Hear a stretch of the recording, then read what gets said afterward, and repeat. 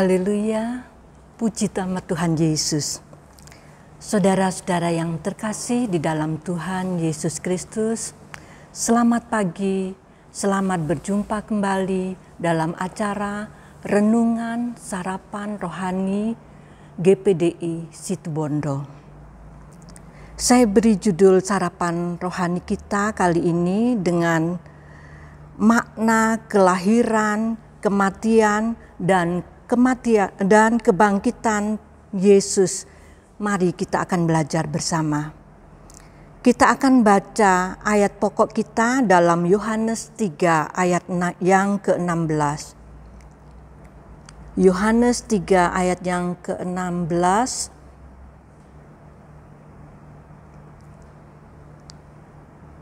Karena begitu besar kasih Allah akan dunia ini, sehingga Ia telah mengaruniakan anaknya yang tunggal, supaya setiap orang yang percaya tidak binasa, melainkan beroleh hidup yang kekal.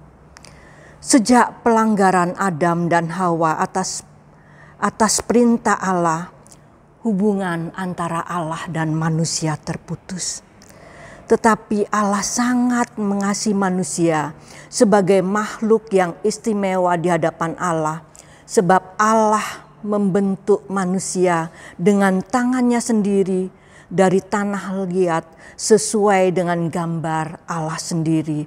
Dan diberikan nafas kehidupan sehingga manusia dapat hidup dengan kemuliaan Allah. Pelanggaran yang dilakukan oleh manusia pertama yaitu Adam dan Hawa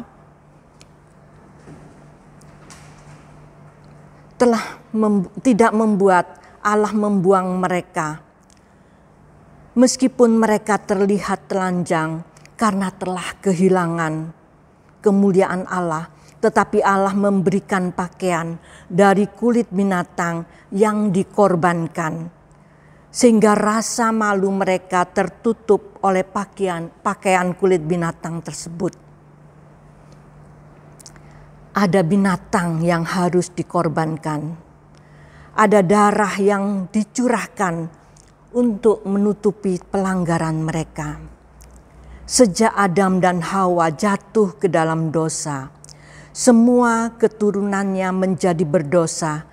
Tidak cukup korban binatang yang harus dicurahkan untuk menebus dosa mereka. Allah telah mengaruniakan anaknya yang tunggal, yaitu Tuhan Yesus Kristus, mati tersalib dan darahnya yang kudus tercurah untuk menebus dosa seisi dunia yang percaya kepadanya. Puji Tuhan Yesus. Kasih Allah terhadap manusia terbukti dengan penebusan dosa oleh darah domba yang kudus, yaitu darah dari Tuhan Yesus. Tanpa kelahiran tidak ada kematian. Kelahirannya menggenapi nubuatan dalam kitab Perjanjian Lama bahwa dari Bethlehem akan lahir seorang pemimpin yang akan menggembalakan umatku Israel. Kita akan membaca dalam Yesaya 7 ayat yang ke-14. Yesaya 7 ayat yang ke-14 mengatakan, sebab itu Tuhan sendirilah yang akan memberikan kepadamu suatu pertanda. Sesungguhnya seorang perempuan akan mengandung dan akan melahirkan seorang anak laki-laki, dan ia akan menamakan dia Immanuel. Dan dalam Mika 5 ayat 1 dikatakan, tetapi engkau hai Bethlehem Efrata yang terkecil di antara kaum Yehuda, daripadamu akan bangkit yang akan memerintah Israel, yang permulaannya sejak purbakala, sejak dahulu kala. Saudara, perjalanan Tuhan Yesus sejak usia 30 tahun sampai dengan 33,5 tahun, dalam kurun waktu 3,5 tahun, Ia bekerja dengan tidak mengenal lelah. Ia memberitakan Injil keselamatan, memberikan penghiburan bagi yang yang lelah dan yang bertanggungan berat, menyembuhkan orang sakit, membangkitkan orang mati, dan masih banyak pekerjaan yang telah Dia lakukan. Dan sebagai puncaknya, sebuah karya terbesar, korbannya di atas salib Golgota, darahnya tercurah untuk menebus dosa manusia. Dia disiksa, dianiaya, dipukul, memanggul salib, dan sampai mati di atas kayu salib. Dan untuk menebus dosa saudara dan saya. Wajahnya sudah tidak seperti manusia lagi. Tidak ada penderitaan seperti yang Tuhan Yesus alami.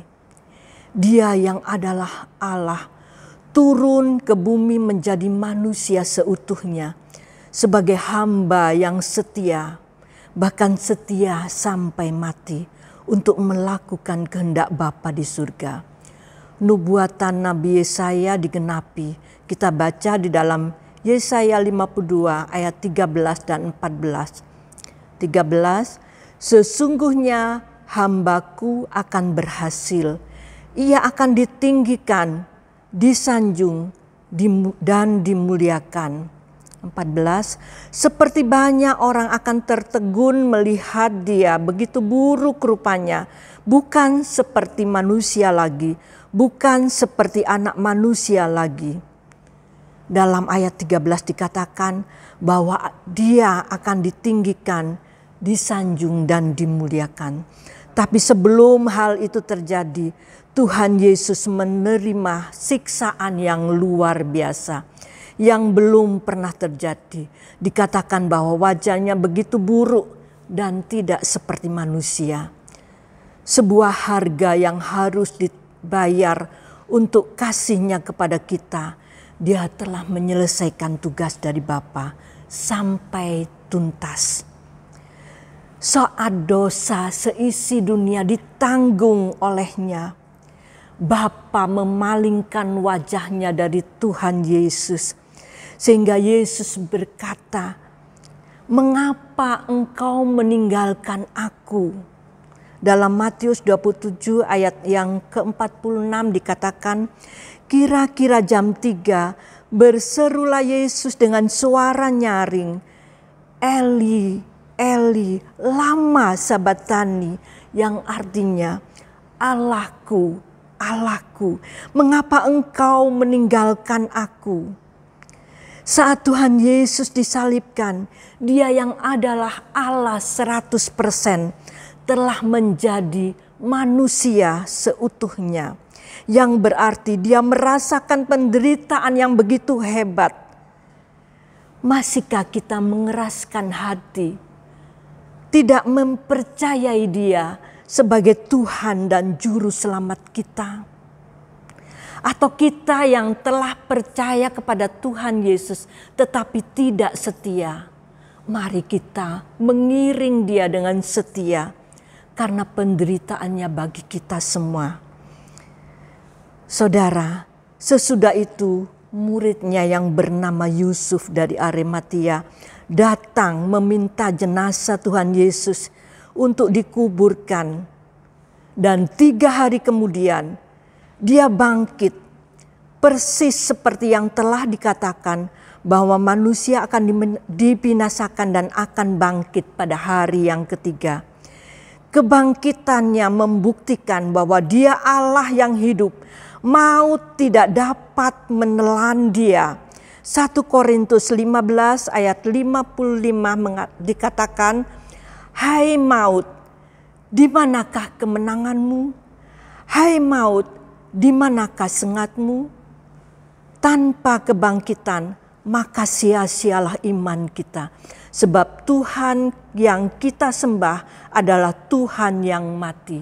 Tetapi terpujilah Tuhan, Dia bangkit, sehingga kita dapat mengatakan bahwa kita lebih dari orang-orang yang menang oleh Dia yang telah mengasihi kita, yang dapat kita baca di dalam Roma 8 ayat 37.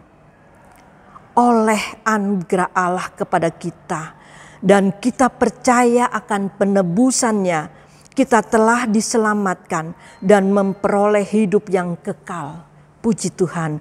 Roma 3 ayat 23 sampai 25a mengatakan, karena semua orang telah berbuat dosa dan telah kehilangan kemuliaan Allah, dan oleh karena kasih karunia telah dibenarkan dengan cuma-cuma karena penebusan dalam Kristus Yesus. Kristus telah ditentukan Allah menjadi jalan pendamaian dalam iman dalam darahnya. Amin.